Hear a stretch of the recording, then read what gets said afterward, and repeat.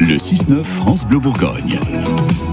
Il est 8h46, ici les bonnes idées, ici les belles initiatives et les sorties. Et là avec vous Carole, on va à Beaune.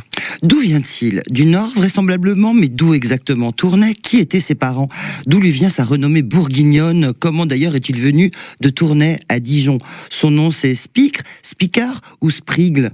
On lui attribue des œuvres, mais sont-elles vraiment de lui? Le mystère Spicre peut être percé ce samedi à 15h à Beaune par l'historien Nicolas Boussard. Bonjour Nicolas. Bonjour. Beaucoup de questions donc autour d'un peintre méconnu et complexe, c'est d'ailleurs le titre de votre conférence. Et c'est ce mystère, cette complexité qui entoure ce peintre qui vous a donné envie de vous intéresser à lui? Exactement, c'est vrai.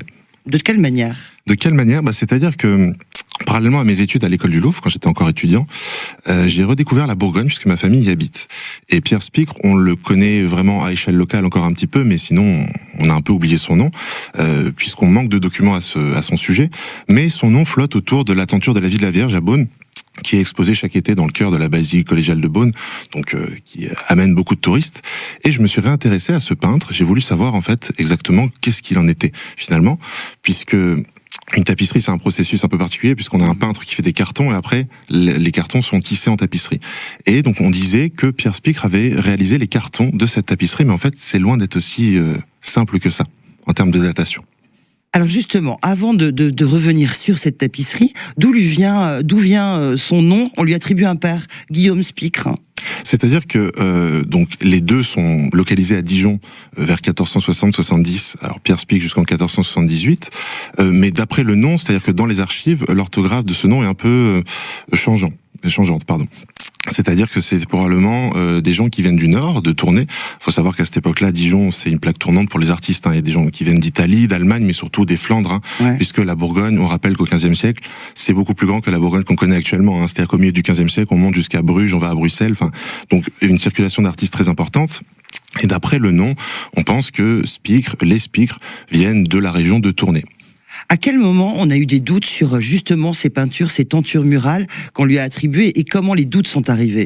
C'est-à-dire que tout part d'un contrat, d'un document d'archives de 1474, dans lequel le chapitre de la collégiale, agissant pour le compte de Jean Rollin, donc les Rollin très importants en Bourgogne, et on connaît Nicolas Rollin pour Beaune, Jean Rollin c'est son fils, commande à ce peintre, Pierre Spicre, en 1474, des cartons, des patrons plutôt, pour la tenture de la vie de la Vierge.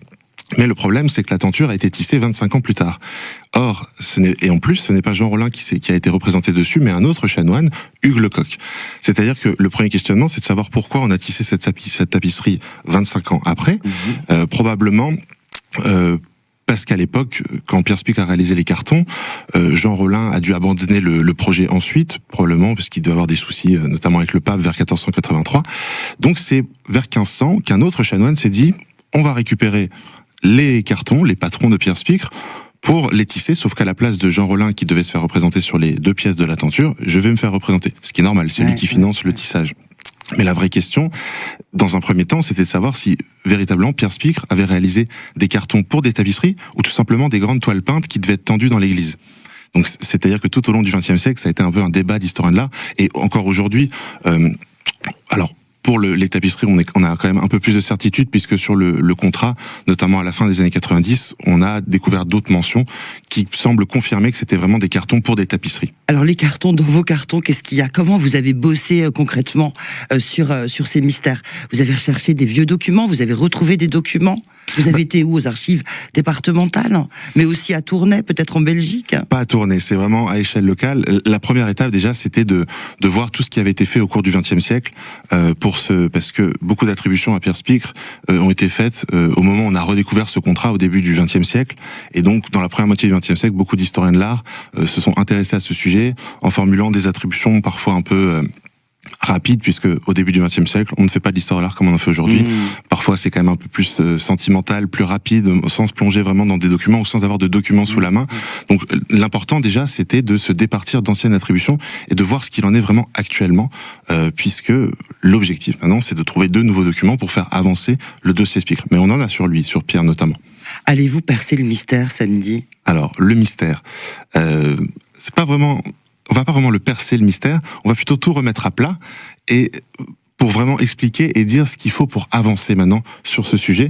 Mais En quelque sorte, si on peut dire quand même qu'on va percer un petit peu le mystère Pierre Spicre. En tout cas, vous nous avez donné envie, et j'espère qu'on vous a donné envie de venir samedi, 15h, à la bibliothèque Gaspard Monge de Beaune pour démêler ce fameux mystère Pierre Spicre, le peintre méconnu et complexe. Merci Nicolas Boussard. Merci beaucoup. À bientôt sur France Bleu Bourgogne.